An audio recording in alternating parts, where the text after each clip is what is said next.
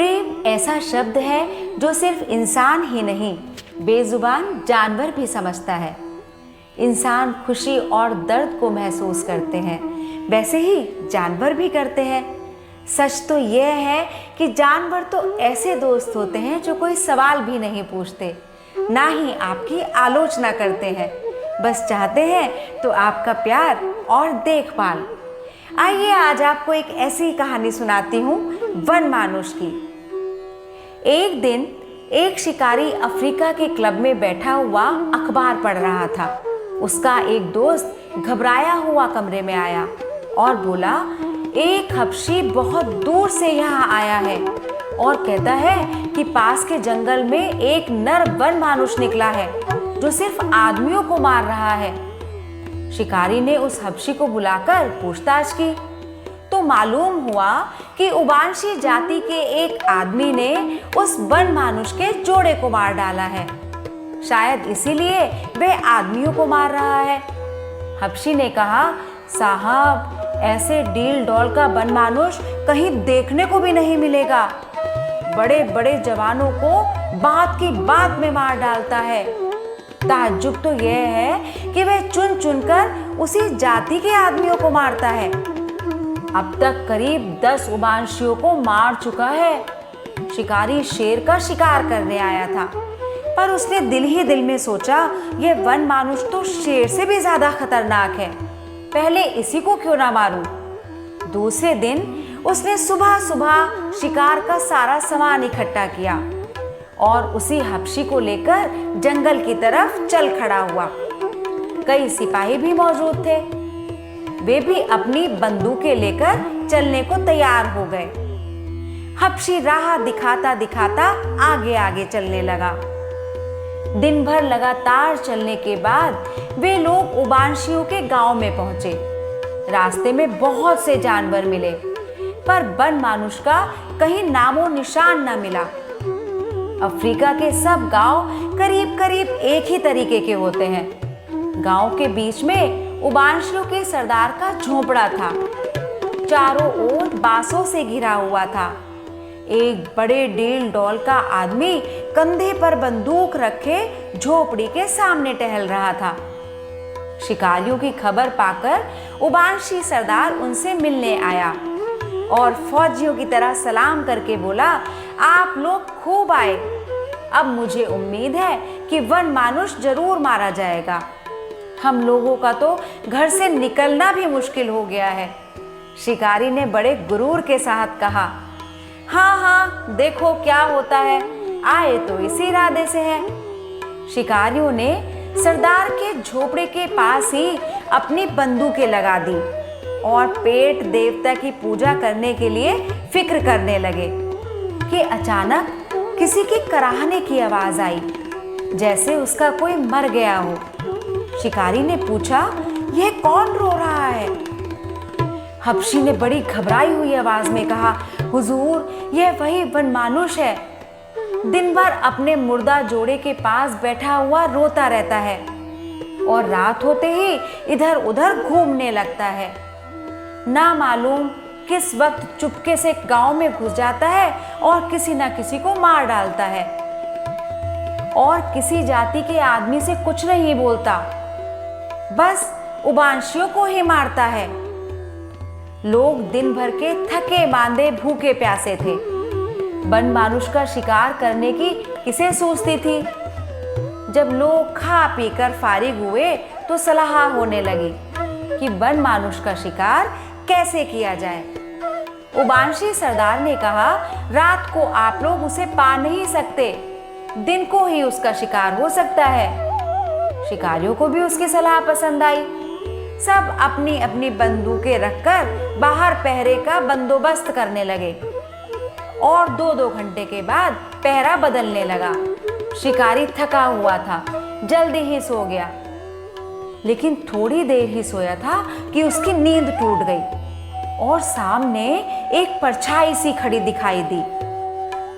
उसकी आंखें आग की तरह जल रही थी। अफसर ने फौरन आवाज दी, संतरी, पर कोई जवाब न मिला।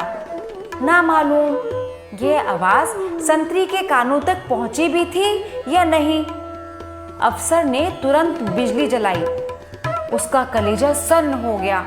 सामने 6 फीट का वन मानुष खड़ा था और उसके हाथ में संतरी की बंदूक थी, जिसकी नली बिल्कुल टेढ़ी मेढ़ी हो गई थी। वह शिकारी की ओर आंखें जमाए हुए था, जैसे सोच रहा हो इसे मारूं या छोड़ दूं। उसका डरावना चेहरा देखकर शिकारी की घिघी बंद गई, मुंह से आवाज तक ना निकली। अचानक बाहर किसी चीज के गिरने का धमाका हुआ। शायद कोई संतरी अंधेरे में ठोकर खाकर गिर पड़ा था। वन मानुष ने झट से बंदूक फेंक दी और उछलकर बाहर निकल गया।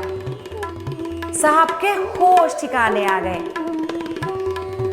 बिछावन से उठे, बंदूक संभाली और बाहर निकले और बिजली की लालटेन लेकर वन मानुष को तलाशने लगे, लेकिन वह वहां नहीं था। मगर इससे ज्यादा ताज्जुब की बात यह थी कि उस संतरी का भी कहीं नहीं पता था जो पहरा दे रहा था। शिकारी ने अब संतरी को ताकीद कर दी कि खूब होशियार रहे, मगर सोने की हिम्मत ना पड़ी। बिजली की रोशनी में बैठे बैठे गपशप करते रात कट गई। दूसरे दिन सुबह सुबह लोग शिकार करने निकले। गांव के आदमी उन्हें विदा करने के लिए गांव के बाहर तक आए। अच्छी खासी भीड़ जमा हो गई। शिकारी लोग झाड़ियों की आड़ में चलने लगे, जिसमें वन मानुष उनकी आहट पाकर कहीं भाग न जाए। हबशी को वह जगह मालूम न थी जहां मादा वन मानुष मरी पड़ी थी। उसी के पीछे पीछे लोग चले जा रहे थे। जाते जाते एक जगह बड़ी बदबू आने लगी। हबशी सहम कर ठिठक गया और कान लगाकर सुनने लगा। वही रोने की आवाज सुनाई दे रही थी। शिकारी ने अपने साथियों से कहा, तुम लोग बंदूकें तैयार रखो, मैं आगे आगे चलता हूँ। मगर अभी 200 कदम भी न गया था, उसे वह वन मानुष नजर आ गया। मगर वह अकेला नहीं था, उसके जोड़े की लाश भी वहीं पड़ी हुई थी। वन मानुष उस लाश पर झुका हुआ अपने दोनों हाथों से उसे प्यार कर करके रो रहा था। उसके चेहरे से ऐसा मालूम हो रहा था मानो वह अपने जोड़े से कह रहा हो, एक बार उठ जाओ, चलो ये देश छोड़कर किसी दूसरी जगह चले जाएंगे। यहाँ के आदमी बड़े निर्दयी हैं, इतने कठोर हैं। जब वह देखता था कि उसने इतना समझाने पर भी मादा नहीं बोलती और नहीं हिलती, तो वह जोर जोर से रोने लगता था। यह हाल देखकर शिकारी का दिल दर्द से पिघल गया। बंदूक उसके हाथ से गिर गई। शिकारी का जोश ठंडा हो गया। साथियों को लेकर वह डेरे पर लौट आया। सब लोग वहां बैठे बैठे बातें करने लगे। देखो, जानवरों में भी कितनी मोहब्बत होती है। लाश सड़ गई है, मगर नर अभी तक उसे छोड़ नहीं रहा। उबांशियों ने यह बहुत बुरा काम किया कि उसके जोड़े को मार डाला।